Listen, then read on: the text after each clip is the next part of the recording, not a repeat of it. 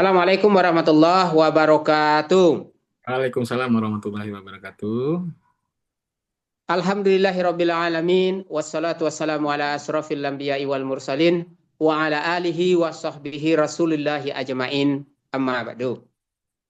Puji dan syukur kita aturkan kepada kehadiran Allah Subhanahu wa taala karena sampai pada sore hari ini bertepatan dengan Ramadan yang ke berapa, Pak? Ahad. Ramadan yang ke-19, ya. Ramadan ke-19 dan yang ke-18, tergantung dari hari apa mulainya. Sungguh pun demikian, kita masih tetap diberikan rezeki oleh Allah berupa kesehatan, tenaga, waktu, ya, untuk dapat menjalani rentetan kegiatan ibadah di bulan suci Ramadan tahun ini. Tentu hanya tiada kata yang paling tepat kita sampaikan kecuali ucapan syukur kita kepada Allah dengan antaran kata Alhamdulillahirabbil alamin. Selanjutnya puji dan syukur, selanjutnya tentunya salawat beriring salam tak pernah luput kita aturkan kepada arwah Nabi besar kita Muhammad sallallahu alaihi wasallam dengan antaran kata Allahumma shalli ala sayyidina Muhammad wa ala ali sayyidina Muhammad. Bapak Ibu pengurus YPDA, Bapak Rektor, Wakil Rektor, Bapak Ibu Dekan selingkungan Universitas Dharma Andalas yang kami muliakan. Selanjutnya Bapak Ibu dosen yang bersempat hadir di ruang Zoom kita pada sore hari ini yang kami banggakan. Selanjutnya tentunya narasumber kita yang luar biasa pada sore hari ini. Kemudian tidak lupa kepada anak-anak kami yang tercinta, mahasiswa-mahasiswi Sivitas Akademika Universitas Dharma Andalas.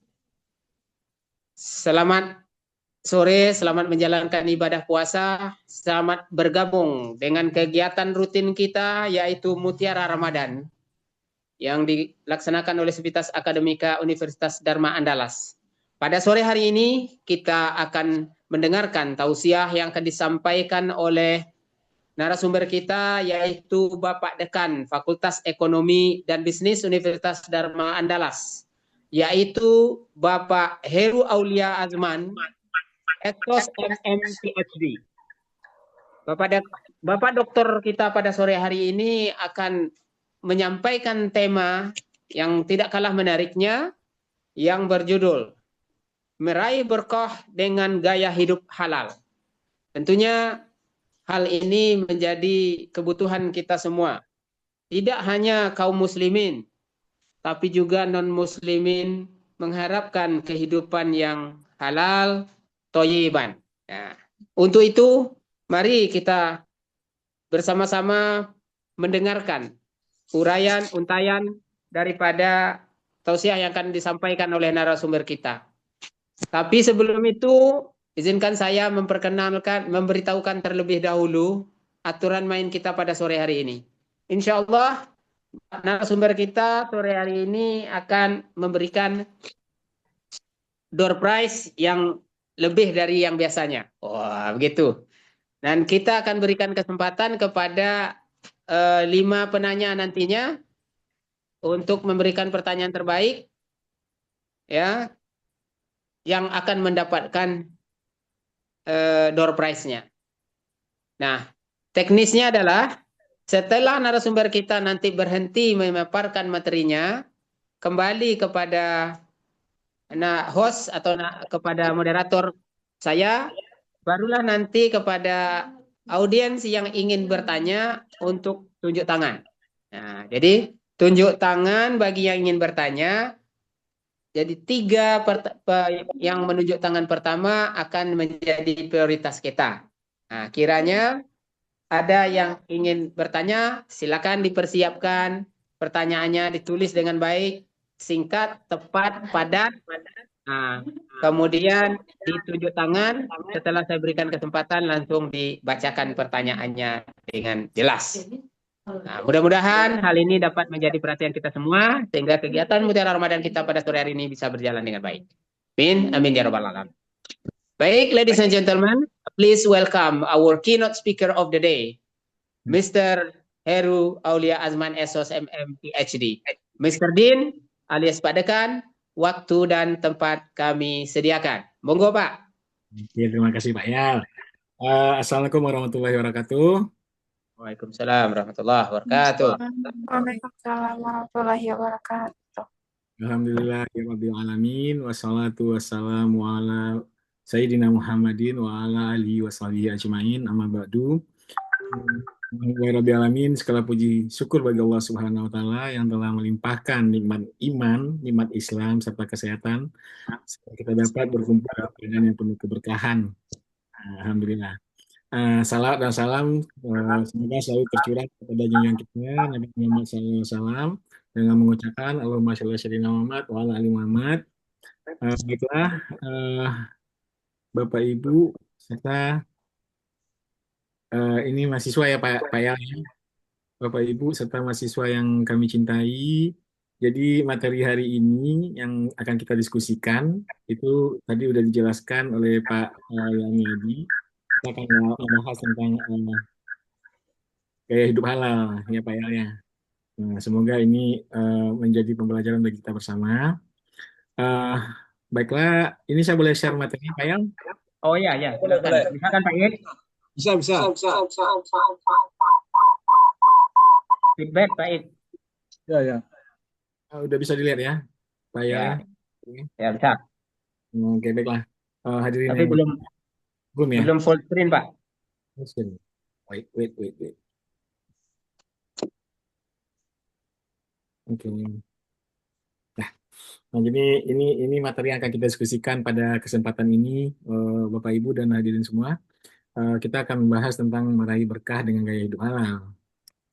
Nah, pertama tentunya yang perlu kita bahas adalah kenapa penting sih gaya hidup halal ini. Nah, jadi ini gaya hidup halal ini merupakan pintu datangnya keberkahan. Nah, jadi harta yang halal meskipun sedikit itu tentunya akan membawa ketenangan hati ya, hadirin semua. Selanjutnya juga akan membawa keluarga yang harmonis dan tentunya akan membawa kehidupan yang penuh berkah. Nah, Nabi Muhammad SAW juga mengingatkan bahwa doa seseorang bisa terhalang karena makanan harta yang tidak halal. Nah, ini ada di Al-Quran tentunya. Nah, kalau kita coba mengartikan, mendefinisikan apa sih sebenarnya gaya hidup halal ini. Nah, jadi gaya hidup halal ini merupakan pola hidup yang berlandaskan pada prinsip syariat Islam dalam menjalani aktivitas sehari-hari. Nah, konsep halal ini itu tidak hanya terbatas pada makanan dan minuman, tetapi juga mencakup berbagai aspek kehidupan, tentunya seperti bagaimana cara memperoleh penghasilan, kemudian juga bagaimana kita menggunakan produk, jasa, aktivitas konsumsi, hingga perilaku sosial. Itu semua termasuk dalam lingkup konsep halal. Nah, bagaimana konsep halal ini dalam Islam? Nah, tadi juga udah disinggung oleh Pak Yalmiadi ya, betul ya. Konsep halal ini sering disandingkan dengan konsep thayyib, gitu ya. Sesuatu yang baik, bersih, dan bermanfaat. Nah, selain itu halal juga berkaitan dengan etika dan tanggung jawab moral. Dalam Islam, seseorang tidak hanya dituntut untuk memperhatikan kehalalan suatu produk, tetapi juga bagaimana cara memperoleh. Nah, jadi dari hulu ke hilir ya konsepnya ini gaya hidup halal. Nah, ini beberapa pegangan ya ayat Al-Quran yang bisa kita jadikan sebagai pijakan dasar untuk menerapkan gaya hidup halal. Itu pertama tentunya ada surat Al-Baqarah ayat ke-168. Ini bunyinya kurang lebih seperti ini maknanya. Wahai manusia, makanlah dari makanan yang halal lagi baik di bumi dan janganlah kamu mengikuti langkah-langkah setan. Sungguh setan itu musuh yang nyata bagimu. Selanjutnya juga dasarnya adalah surat Al-Baqarah ayat 172 di mana di sini dijelaskan bahwasannya wahai orang-orang yang beriman, makanlah dari rezeki yang baik yang telah kami berikan kepadamu dan bersyukurlah kepada Allah jika kamu hanya menyembah kepadanya. Dan terakhir itu ada surah Al-Maidah ayat 88, di sana dibunyikan bahwa dan makanlah dari apa yang telah diberikan Allah kepadamu sebagai rezeki yang halal lagi baik. dan bertakwalah kepada Allah yang kepadanya kamu beriman. Jadi ada tiga eh, ini ya surat Al-Quran yang mendasari gaya hidup halal atau gaya hidup syariah, kurang lebih sama maknanya. Nah, untuk ruang lingkup gaya hidup halal ini itu mencakup berbagai aspek kehidupan. Ini semacam ekosistemnya ya. Nah, di situ ada pertama konsumsi makanan dan minuman. Jadi lingkup gaya hidup halal ini pertama terkait dengan konsumsi makanan dan minuman. Nah, jadi di sini dijelaskan bahwa umat Islam diwajibkan untuk mengkonsumsi makanan dan minuman yang halal serta terhindar dari bahan-bahan yang diharamkan. Nah, jadi ini detail sekali dijelaskan ya. Ini kurang lebih indikatornya dijelaskan bahwasanya untuk mengkonsumsi makanan dan minuman yang halal itu harus dari bahan yang terhindar dari bahan-bahan yang diharamkan. Nah, itu yang pertama. Yang kedua, lingkupnya adalah produk dan jasa. Konsep halal juga berlaku pada produk seperti kosmetik nih, obat-obatan dan barang konsumsi lainnya yang harus bebas dari bahan yang dilarang. Jadi ini ingredientnya perlu diperhatikan ya. Terus kemudian terkait dengan keuangan dan ekonomi, nah ini juga merupakan ruang lingkup gaya hidup halal ya, halal lifestyle, di mana aktivitas ekonomi dalam gaya hidup halal ini harus menghindari praktik yang dilarang ya, seperti riba, penipuan, ketidakadilan dalam transaksi. Jadi ini juga lingkup dari gaya hidup halal. Nah, berikutnya terkait dengan pariwisata halal. Nah, jadi ini meluas juga ke sektor pariwisata ya. Di mana di sini dijelaskan bahwasanya pariwisata halal ini itu pariwisata yang menyediakan fasilitas dan layanan sesuai dengan kebutuhan umat muslim, gitu ya. Nah, ini mungkin sudah pernah dibahas oleh Bu Eka ya sebelumnya kalau nggak salah ya. Dan terakhir itu perilaku dan etika sosial. Ini juga merupakan ruang lingkup dari gaya hidup halal. Nah, jadi eh, harus tercermin ya dalam perilaku sehari-hari seperti menjaga kejujuran, kesopanan, dan tanggung jawab sosial.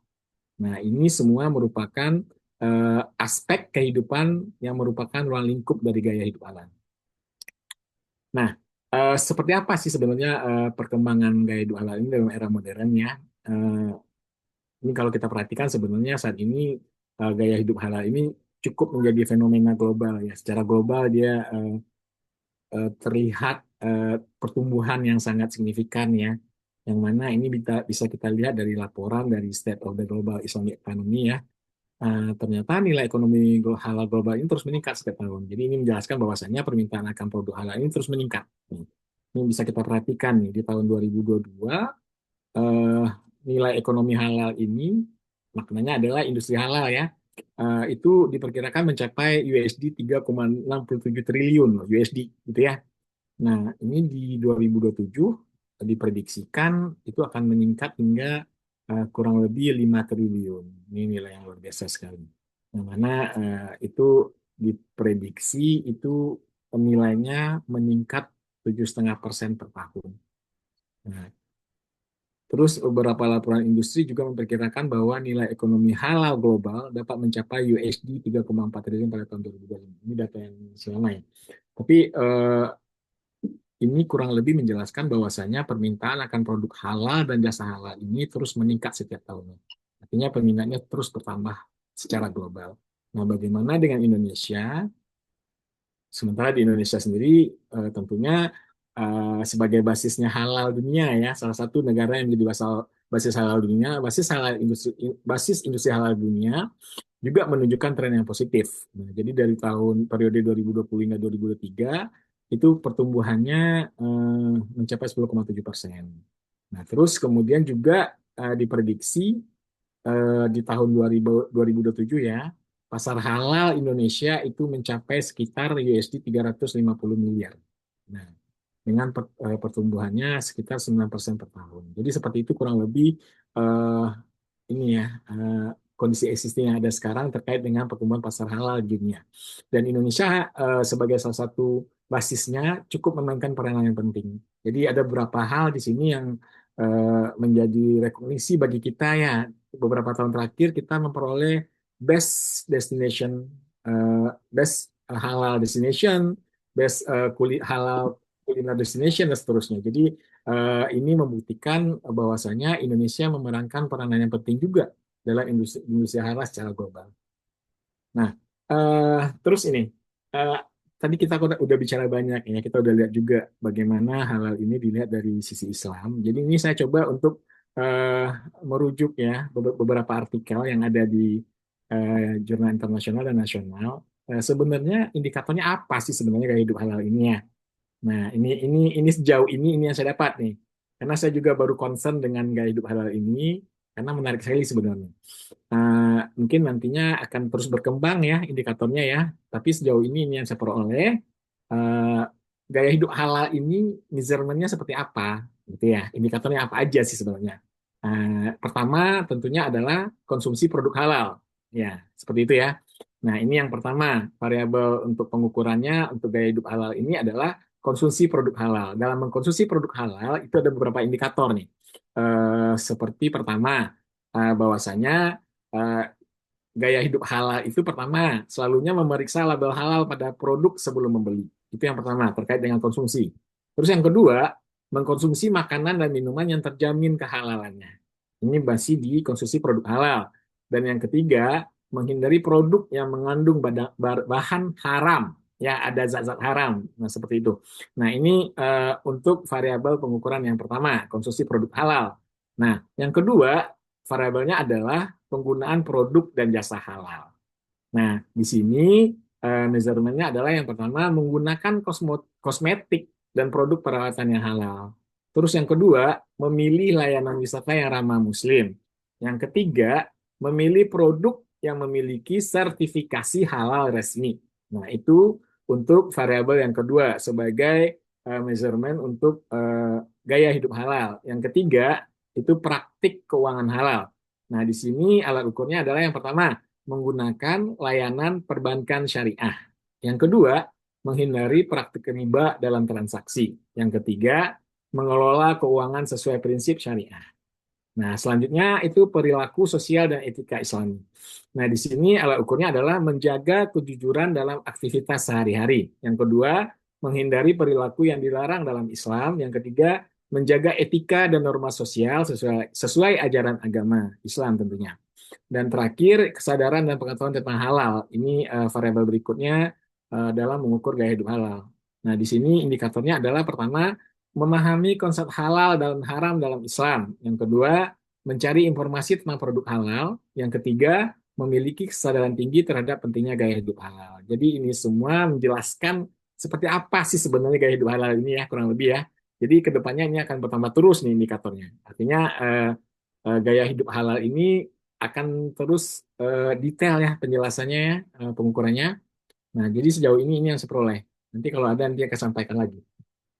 Nah, eh, terus ada beberapa literatur review nih terkait dengan halal lifestyle. Ini khusus saya coba tadi ya cari tahu seperti apa sih penerapan gaya hidup halal di kalangan mahasiswa. Jadi saya memperoleh ada beberapa nih. Ini pertama ada oleh Amrin ya.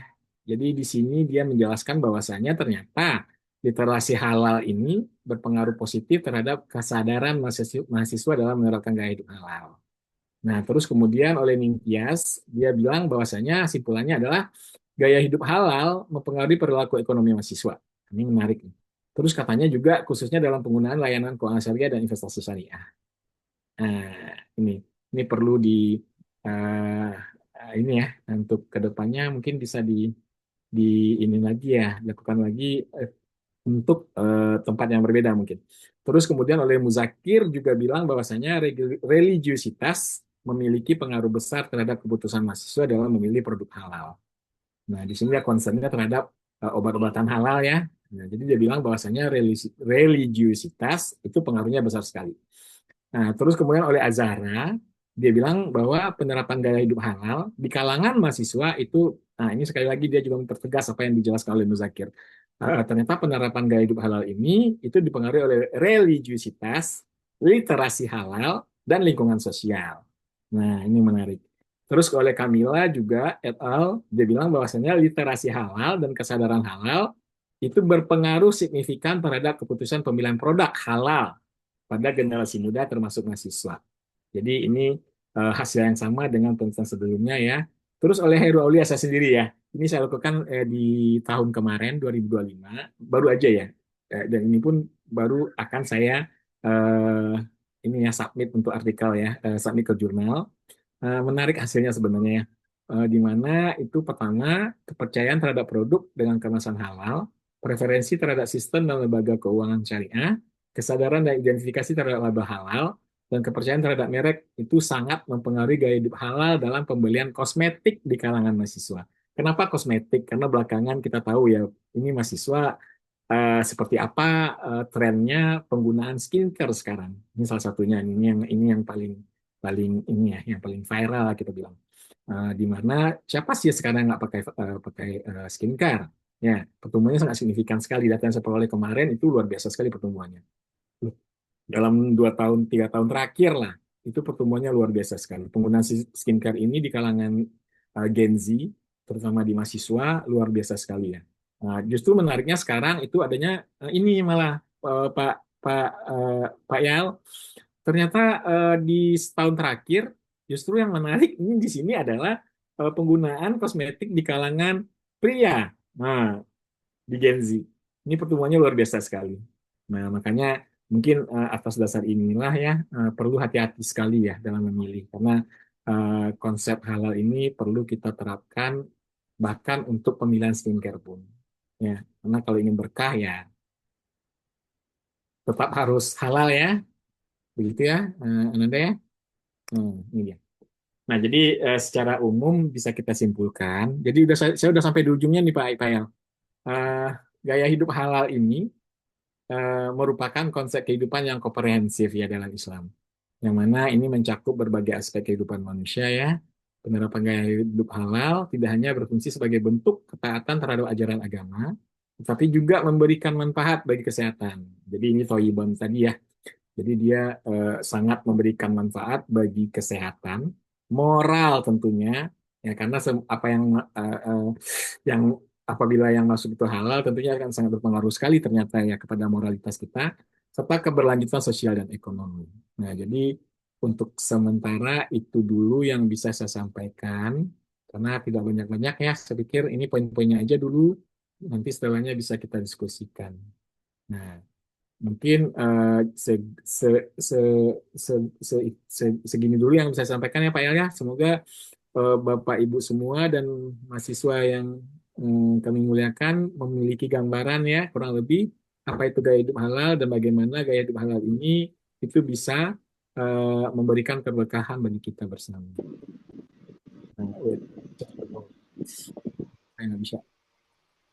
Oke, oke Pak Yal, saya kembali ke Pak Yal.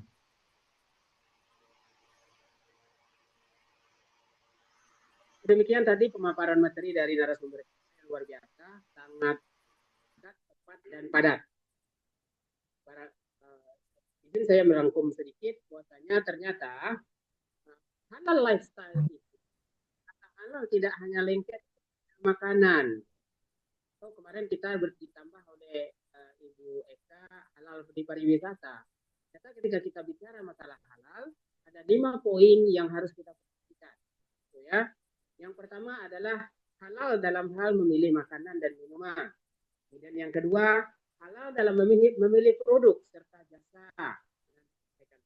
Yang ketiga, halal dalam memilih jasa keuangan, ekonomi. Dan yang keempat, yaitu pariwisata, tentunya memilih pariwisata yang halal. Dan yang terakhir adalah menjalankan perilaku dan etika sosial kita secara halal. Jadi 5 faktor inilah yang nanti acuan kita ketika kita ingin merubah gaya hidup kita dalam gaya dengan halal tadi. Saya yakin ini banyak pertanyaan dari Pak audien kita pada saat ini ke Pak Audio, Pak Aulia, karena dari jumlah peserta saja ini sudah lebih dari 100, ada 108 ini Pak, luar biasa. Karena memang kebutuhan akan isu halal di negara kita ini itu ini merupakan sesuatu yang sifatnya urgent dan juga populer gitu. Itu selanjutnya kita punya waktu cukup panjang untuk tanya jawab ya, dan sudah ada 5 yang angkat tangan. Yang pertama namanya Rani, yang kedua Bunga, ya, kemudian Nadia, Suaranya kurang jelas, Pak Yal. Sama-sama suaranya. Suara saya, Nah, suara saya. yes. Boleh. Cek, cek. Bagaimana Pak? Dah, Tadi bicara Pak. udah terdengar. Ya. Yang kedua, yang ketiga itu ada Nadia. Yang keempat ada Indira. 5 Dino. Nah, Dan yang terakhir adalah Amel. Nah, mungkin untuk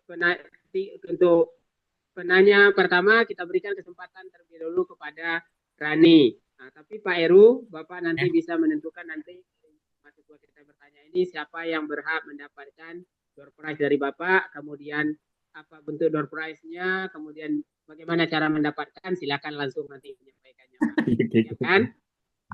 Baik, ada lagi yang keenam yaitu Yani ini. Baik, silakan kepada Kurang jelas suaranya. nama dari sebutkan nama dari prodi apa, kemudian pertanyaannya yang singkat, tepat, dan padat. Oke, Mister. Baik, perkenalkan Silakan, nama Rani. saya, Mister. Silakan. Baik, izin bertanya Bapak. Perkenalkan nama saya Rani Sendari dari Prodi S1 Akuntansi. Oke. Pertanyaannya yaitu, seringkali produk yang halal itu dianggap sangat mahal. Nah, bagaimana caranya meyakinkan generasi muda bahwa investasi pada gaya hidup halal itu adalah bentuk asuransi jangka panjang untuk ketenangan jiwa? Pertanyaan menarik sekali ya. Oke, tadi apa pertanyaannya bagaimana meyakinkan ya? Iya, meyakinkan generasi muda bahwa investasi pada gaya hidup halal itu adalah bentuk asuransi jangka panjang untuk ketenangan jiwa. Terima kasih, Bapak. Oke, terima kasih Rani. Ya. Dikumpul dulu atau Jelas gimana ya Pak? Pak, Hah? Rani. Selanjutnya dari Bunga. Bagaimana Silakan Bunga. investasi yang tepat? Izin Mister, izin bertanya Bapak, Oke, boleh benar. bagaimana cara seorang Muslim menjaga konsisten dalam menerapkan gaya hidup halal di tengah perkembangan zaman dan globalisasi saat ini? Gimana? Coba diulang lagi.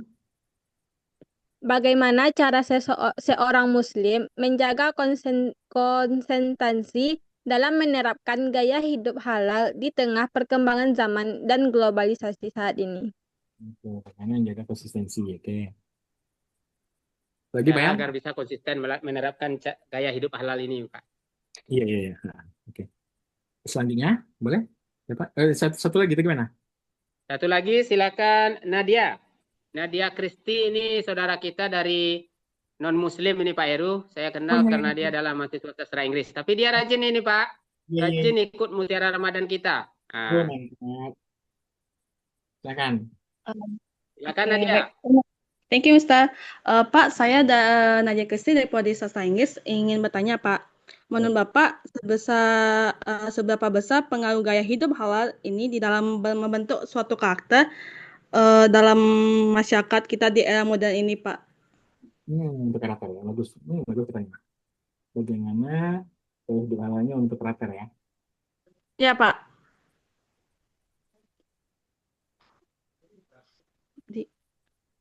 Ya. Terima kasih Nadia. Mungkin kita berikan kesempatan kepada Pak Heru untuk menjawab 3 pertanyaan ini terlebih dahulu. Setelah itu nanti kita beri lagi kesempatan kepada penanya berikutnya ya. Alhamdulillah ini kita masih ada waktu sekitar 20 menit. Nah, mudah-mudahan terjawab semuanya. Baik, terima kasih Nadia, Rani, dan Bunga. Pak Heru, time is yours. Oh, ya. Thank you, Mr. Yang. Ini pertanyaannya menarik sekali ya. Ini semoga apa yang saya jawab bisa apa istilahnya bisa inilah ya memenuhi keingintahuan kalian ya. Keingintahuan. Nah, yang pertama terkait dengan investasi ya, bagaimana meyakinkan generasi muda, gitu ya. Nah, ini tantangannya sebenarnya di sini sebenarnya ya. Bagaimana kita meyakinkan generasi muda bahwasanya investasi gaya hidup halal ini itu bisa mendatangkan apa tadi? Ya, beneran ya. Meyakinkan Iya, Pak. bisa mendatangkan apa tadi? Bisa Rani? Caranya bagaimana meyakinkan generasi muda bahwa Oke. Nah, jadi bagaimana meyakinkan generasi muda bahwasanya gaya hidup halal ini merupakan investasi jangka panjang gitu ya, jangka panjang yang dapat mendatangkan keberkahan. Nah, pertanyaannya balik-balik kok Pak ya. Oke. Nah, jadi tadi udah jelas ya sebenarnya ya. Ini gaya hidup halal ini sebenarnya dari hulu ke hilir sebenarnya. Dari pertanyaannya tentu eh, sebenarnya ini memang perlu pemahaman dan kita perlu memberikan pemahaman terutama ke generasi muda ya. Kalau dari sisi si pemilik produk ya, tentunya ada yang namanya dia harus memberikan paham istilahnya, memberikan produk knowledge ya gitu ya, bahwasanya produk yang dia punya ini itu pure halal, zat yang digunakan pun halal, semuanya halal gitu. Nah, jadi komitmennya si pemilik produk adalah menyediakan produk halal. Nah, merujuk dari apa yang udah saya sampaikan tadi ya, Rania, bahwasanya gini, eh, halal ini intinya adalah toyib tadi ya, sehat, bersih dan yang memperolehnya juga apa namanya dengan cara yang halal seperti itu.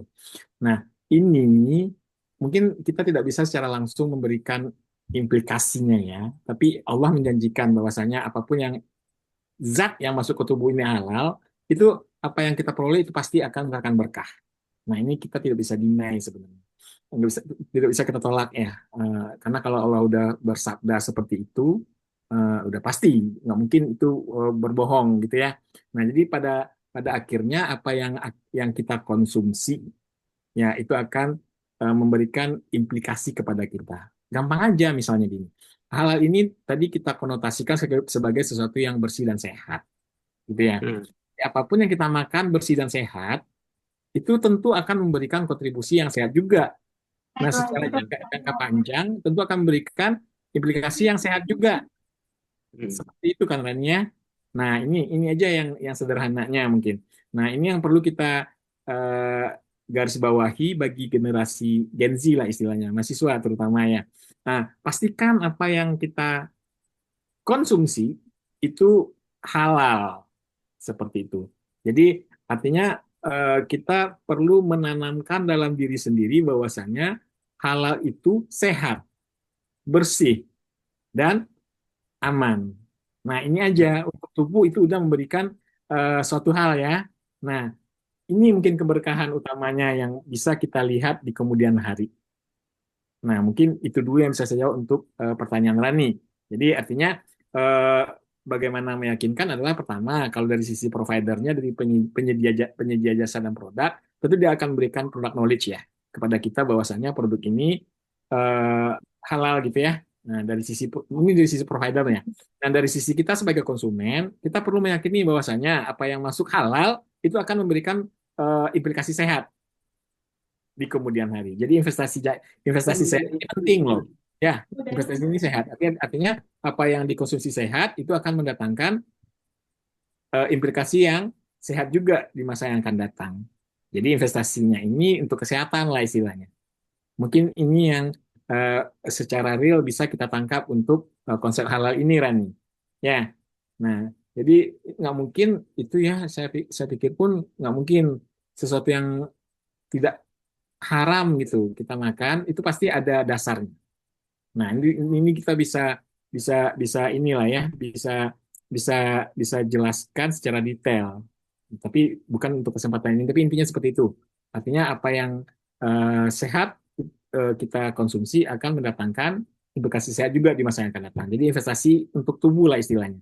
Begitu ya, itu mungkin yang lebih sederhana kita bisa pahami, Rani. Oke, Rani? Kira-kira bisa dipahami? Oke, Pak. Terima kasih, Pak. Oke, terima kasih. Terus kemudian juga untuk bunga, bagaimana Pembicara bunga, ya. bagaimana caranya menjaga konsistensi ya.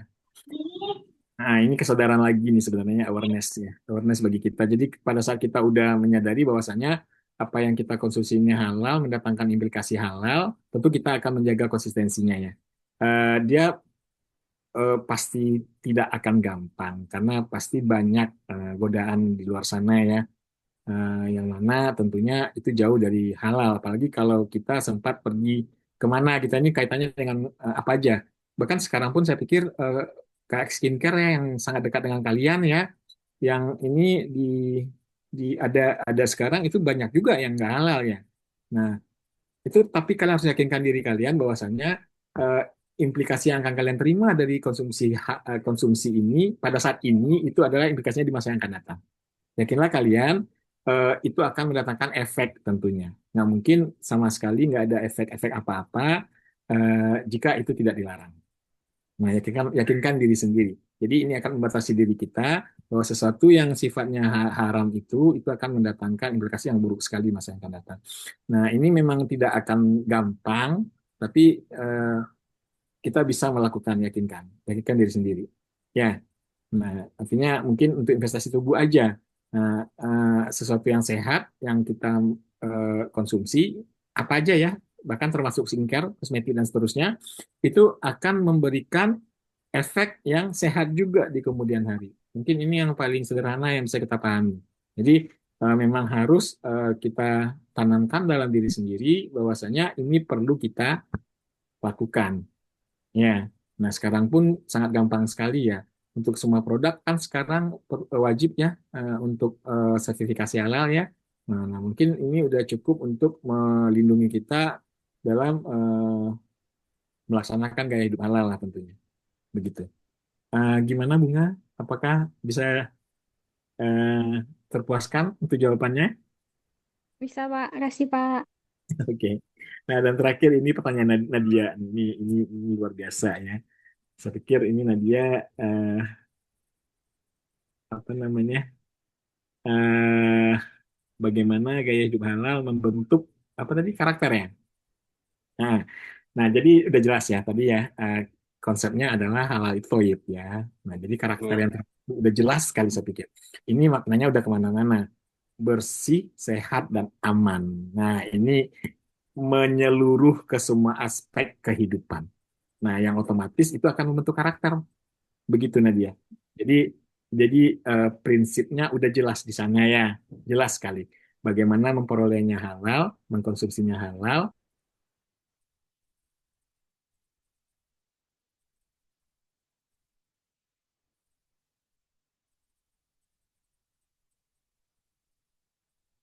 Nah, bisa kita garis bawahi di sana. Jadi ini melingkupi ke semua aspek kehidupannya kita. Nah, jadi karakter ini akan terbentuk terus pada saat kita mencoba konsisten dengan gaya hidup halal. Seperti itu. Oke, Nadia? Bisa dipahami? Baik, Pak. Terima kasih ya, Pak, Oke. atas Ya, Semoga bisa jadi memuaskan cukup kawannya ya. ya. ya, Pak. Artinya besar, sangat besar Nadia. Ya, kalau ditanya berapa besar efeknya itu ya sangat besar sekali. Ya. Bahkan sampai ke nyawa loh. Kalau kita tidak mengkonsumsi kosmetik yang halal, nanti bisa kena kanker kulit. Setelah itu bisa meninggal kita. Nah, kan? Besar kan?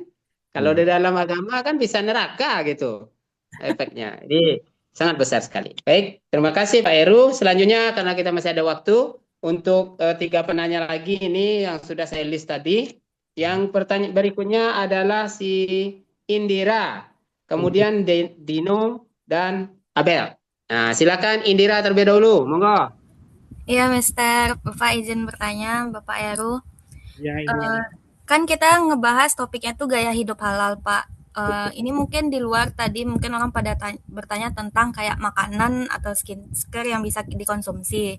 Nah, mungkin Indira bertanya di luar itu. Nah, menurut Bapak, mengapa seorang Muslim itu harus memperhatikan kehalalan tidak hanya pada makanan, tetapi juga pada pekerjaan dan penghasilan? Ya, cukup jelas pertanyaannya. Jelas sekali ya. Terima kasih Indira. Lanjut Dino. Dino Mulia Putra, monggo. Izin Pak, apakah suara Dino kedengaran Pak? Sangat Kedengaran jelas, silakan lanjut. Baik Pak, izin sebelumnya perkenalkan nama saya Dino Mulia Putra, berasal dari Prodi S1 Teknik Sipil. Jadi di sini mungkin saya ada 2 pertanyaan Pak. Banyak Dino. Ya, boleh. Iya Pak, karena di kehidupan sosial banyak yang saya temui gitu Pak. Misalkannya mengapa kamu mengonsumsi suatu konsumsi yang tidak dibuat oleh orang Muslim. Terus Oke. pertanyaan yang keduanya Pak, eh, saya mencontohkan ke dalam Aqua Pak. Karena banyak orang yang mengatakan bahwa meminum Aqua itu berdampak karena Aqua ini diisukan berinvestasi Pak kepada negara Israel Pak. Ya. Padahal itu sudah diumumkan langsung oleh MUI bahwasanya itu tidak ada kaitan antara Aqua dengan Israel Pak. Tetapi dalam kehidupan sehari-hari itu menjadi sebagai ejekan Pak dalam kehidupan sosial Pak. Bagaimana kira-kira tanggapan kita buat menangani hal itu Pak? Baik Pak, terima kasih Pak. Oke, terima Nah, kasih. cukup jelas. Terima kasih, Dino. Selanjutnya silakan Abel. Baik, Mister. Thank you very much, Mister Yao. Terima kasih, Pak Heru. Nama saya Abelto, Pak, dari Prodi S1 Akuntansi. Siapa? Saya ingin berangkat dari ranah halal food industry, Pak. Oke. Yang mana ada beberapa pelaku usaha dari industri kuliner ini yang memakai ingredients yang nyata-nyata itu nggak boleh dimakan sama orang Muslim tanpa keterangan yang jelas atau pemberitahuan yang jelas. Nah, saya penasaran bagaimana Bapak memandang fenomena itu. Terima kasih, Pak. Baik, terima kasih Abel. Kita cukupkan dulu sampai penanya yang ke-6 ini Abel. Silakan Pak Heru bisa langsung dijawab. Oke, terima kasih. Ini Ananda luar biasa nih pertanyaannya yang ini luar biasa sekali ya. Ini udah langsung istilahnya to the point lah ya pertanyaannya ya. Udah langsung ke intinya. Pertama tentang gaya hidup halal. Ini Kenapa Muslim harus pekerjaan ya, tentang pekerjaan ini dari Indira ya. Yang pertama ya Indira, gaya hidup halal kaitannya ke pekerjaan dan penghasilan begitu ya Indira ya. Mana Indira tadi ya? Indira, halo? Ya, ya. Ya, Bapak. Ya, Pak. Ya, Pak. Nah, ya betul sekali ya. Jadi tadi kalau kita lihat prinsipnya ya, secara prinsip gaya hidup halal ini ya, yang pertama adalah tadi udah dijelaskan bahwasanya dalam prinsipnya salah satunya adalah itu tidak merugikan seperti itu ya, Indira ya, dan memberikan implikasi secara sosial. Nah, ini salah satu bentuk dari gaya hidup halal tentunya. Nah, makanya kalau kita kaitkan dengan pekerjaan dan penghasilan, nah ini apa yang diperoleh tentunya harus halal seperti itu ya. Jadi cara mendapatkannya pun harus halal. Nah, ini merupakan istilahnya apa ya? Ini yang fundamentalnya sekali. Jadi halal ini mulai dari bagaimana cara mendapatkannya dan bagaimana cara menggunakannya. Nah, terkait dengan pekerjaan dan penghasilan yang Nadia tanyakan, Indira tanyakan, nah udah pasti kembali lagi. Jadi memang sangat disarankan ya, sangat diwajibkan malah ya, apa yang kita peroleh ini itu didapat dengan cara halal. Nah, kalau bisa pekerjaannya pun ini udah tentu penghasilan pekerjaan ini kalau udah relate nih penghasilan dari pekerjaan, tentunya apa yang didapat dari pekerjaan yang sifatnya halal seperti itu, dan penghasilannya sudah tentu harus halal gitu, dan tidak merugikan orang lain pastinya. Nah, jadi kita harus memastikan ini gitu. Karena bayangkan kalau apa yang kita dapat itu bukan dari sesuatu yang halal, merugikan orang lain. Nah, ini kan sangat tidak bagus sekali ya. Dan kita pun yang mengkonsumsinya itu akan mendapatkan akibatnya langsung, mungkin tidak sekarang tapi di kemudian hari tentunya. Jika terlalu sering mengkonsumsi yang dari penghasilan yang tidak halal. Nah, ini akan di dalam Al-Qur'an jelas-jelas sekali. Mungkin tadi udah jelas-jelas ya. Dalam dasarnya di ini ya, nih. Mungkin bisa dicerna lagi yang dari surah Al-Baqarah yang 198 ya. Kemudian Al-Baqarah 172 ini jelas sekali ya. Nah, ini bagaimana dijelaskan bahwasanya makanlah dari rezeki yang baik yang telah kami berikan kepadamu dan bersyukurlah kepada Allah jika kamu hanya menyembah kepadanya. Jadi jelas nih. Artinya memang harus dari hal-hal yang baik, ataupun yang kita konsumsi memang harus dari hal-hal yang baik. Jadi artinya pekerjaan ini udah dibatasi di sini.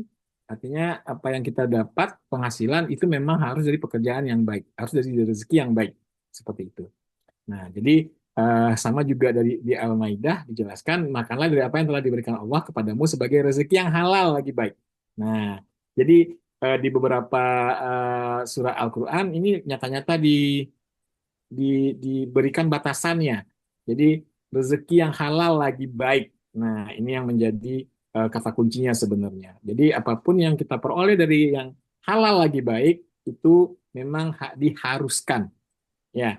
Nah, artinya kalau udah ada seperti ini, jika ini dilanggar, pasti ada implikasi yang akan kita terima tentunya. Nah, mungkin secara nggak langsung nanti mungkin ini akan berasa langsung ya, mungkin langsung nggak langsung ya Pak El ya. Nah, ini akan kita Ya. terima pada saat kita mengindahkan hal ini gitu. Seperti itu ya. Nah, itu mungkin yang bisa jawab untuk Indira ya. Jadi artinya pekerjaan yang halal itu akan mendatangkan penghasilan yang halal. Penghasilan yang Ya. halal sangat baik sekali bagi konsumsi yang halal. Nah, seperti itu mungkin Oke. urutannya. Nah, Ya, mantap itu Pak. Sudah cukup jelas. Lanjut ke pertanyaan Dino, kenapa konsumsi produk Iya, non-Muslim itu, ya, iya. ini Ah, bagus, menarik ini. iya, ini pro kontra ya. Banyak Ya, sebenarnya tidak hanya Aqua gitu. Ada banyak produk-produk yang kita gunakan sehari-hari dari produk perusahaan-perusahaan yang berafiliasi dengan Zionis seperti itu. itu dia. Silakan Pak. Apalagi Unilever ya. Nah, ini pada saat boykot kan Ya, kesusahan kita karena kita udah terbiasa dengan produk Unilever lah ya. Yang ya. kita memang itu afiliasi dari Yahudi. Uh, Nah, Aqua Danon Pak. Aqua ada Danon. tapi ya Danone maaf. Kalau Unilever mungkin itu lebih familiar lagi ya. Siapa Iya, yang lebih dekat sekali lagi. siapa yang nggak pakai apa Sa- Sunsil apa lagi Saya sabun sabun Lifebuoy. oh ya. Nah, jadi tanggapannya terkait dengan hal ini ya. Eh, nah, saya takut juga menjawabnya sebenarnya nih, Pak ya. Tapi yang pasti gini, kita kan nggak tahu ya, kita berpikir positif aja lah. Eh, terkait dengan produk yang kita gunakan, sejauh ini kalau dari pemahaman saya, selama yang kita konsumsi ini itu secara zat itu halal, ya, artinya perolehannya pun halal, ya, kemudian juga dapat memberikan manfaat yang halal juga bagi kita untuk kesehatan, untuk tubuh. Nah, saya rasa mungkin tidak ada masalah mungkin ya. Kalau dari saya pribadi seperti itu mungkin sejauh ini. Artinya, tapi kalau ini balik lagi lah ke kita masing-masing untuk hal ini ya. Kalau kita kaitkan dengan kita kan nggak tahu apakah itu betul atau tidak ya. Kalau memang ternyata iya, nah itu mungkin perlu kita pertimbangkan lagi untuk menggunakannya. Kalau yang kita takutkan apa ini kan ya, yang kita dengar-dengar nih keuntungannya itu diberikan untuk ini ya, untuk Zionis ya. Membeli, Nah, mempersenjatai Zionis. Presiden Zionis. Pada akhirnya itu malah membunuh saudara kita sendiri jadinya. Nah, ini yang kita takutkan. Tapi kembali lagi lah ke pribadi masing-masing mungkin ya. Sejauh ini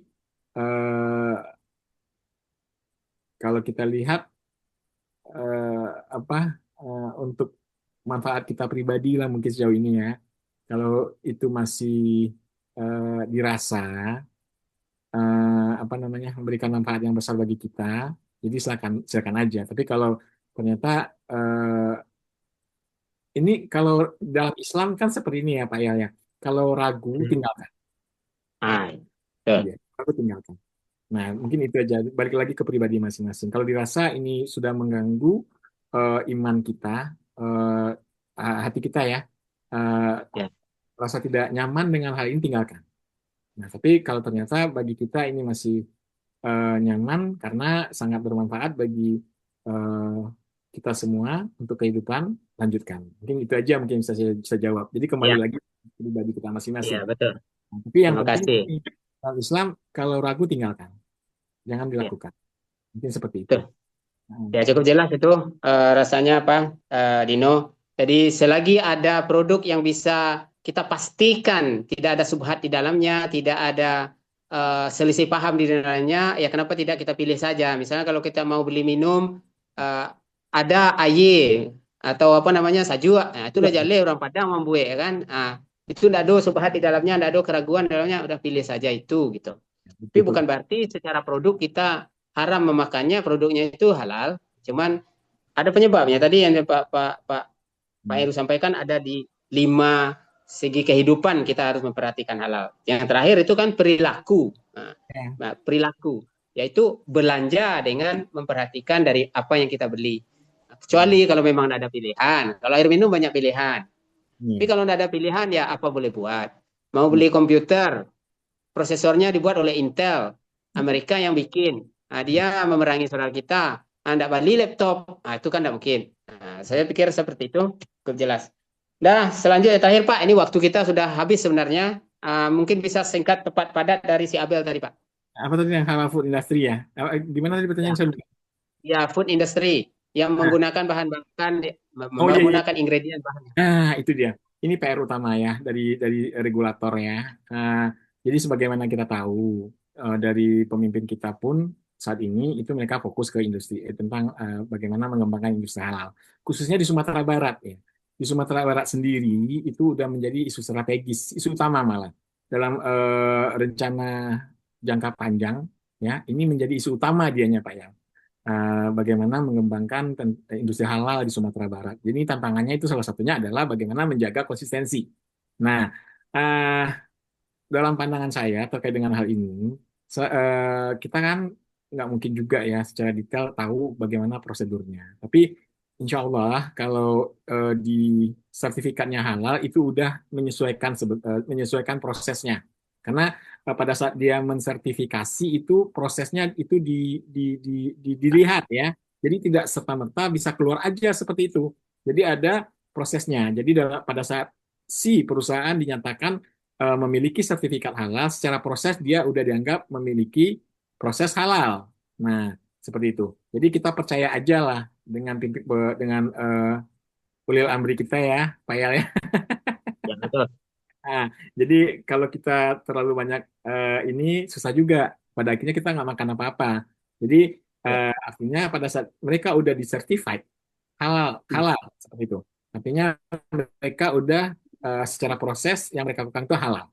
Nah, apalagi dengan makanan ya kuliner yang sangat sensitif sekali. Nah, ini tentu lebih panjang lagi kalau kita lihat prosesnya. Jadi makanya kalau saran saya sebenarnya kalau tidak mau takut dengan produk yang tidak halal, lihat sertifikatnya. Jadi insya Allah kalau ini udah tersertifikat halal, ini prosesnya udah mengikuti proses halal. Insya Allah. Nah, seperti itu, Baik, Pak. terima kasih banyak. Cukup jelas, singkat dan padat dari Pak Heru. Oke. Demikian tadi 6 penanya yang sudah dijawab. Mungkin Pak Heru bisa menentukan Pak dari 6 orang ini mana yang akan mendapatkan door prize dari Bapak, apa bentuknya dan di mana diambil. Silakan Pak, saya tandai. Berapa orang? Saudara Bapak penanya ada 6. Bapak mau berapa? Silakan monggo. Biasanya, berarti saya ambil 3 aja lah ya Pak ya. Silakan siapa Pak? Ini berdasarkan pertanyaannya ini menarik sekali. Nah, jadi nanti yang akan mendapatkan door prize pertama ini saya tertarik sekali dengan pertanyaannya ini.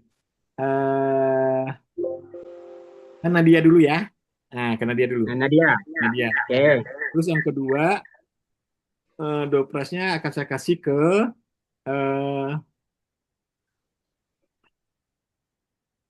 Indira.